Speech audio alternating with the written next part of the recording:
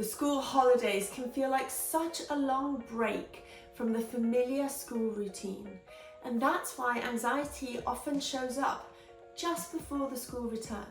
So as a parent, what can you do? I'm here to help you. I'm Dr. Marta, and I'm a clinical psychologist trained in family therapy, working with children, young people and their families. I've teamed up with NatWest Rooster Money to help your family feel ready to take on the term. I have 3 tips when it comes to transitioning back into school after a long break. My first one is to get back on track with the school routine. Over summer, it's easy for kids to have a lie-in, it's easy for kids to go to bed late, and meal times are often all over the place. This is normal and totally okay, but just before school starts back, perhaps a week before, it's a really good idea to get back into the school routine. So think about bedtimes and meal times and try to adjust them so that they are in line with what your child is going to have to do when they go back to school. This may feel really hard at the time, but I promise it's worth it.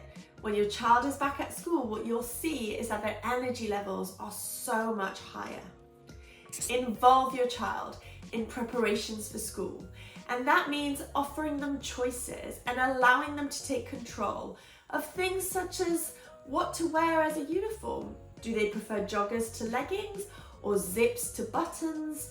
And what about a rucksack or a pencil case or something small that they can get new and they can feel ownership over? We know that giving children control helps to shrink anxiety.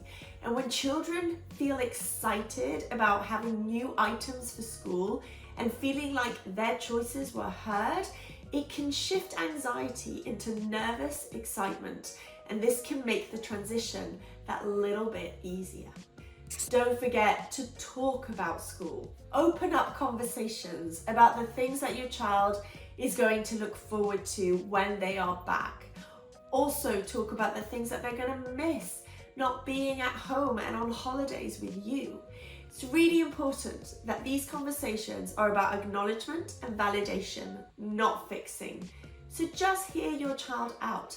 Give them the space to really think through their worries and perhaps make a plan to work through them.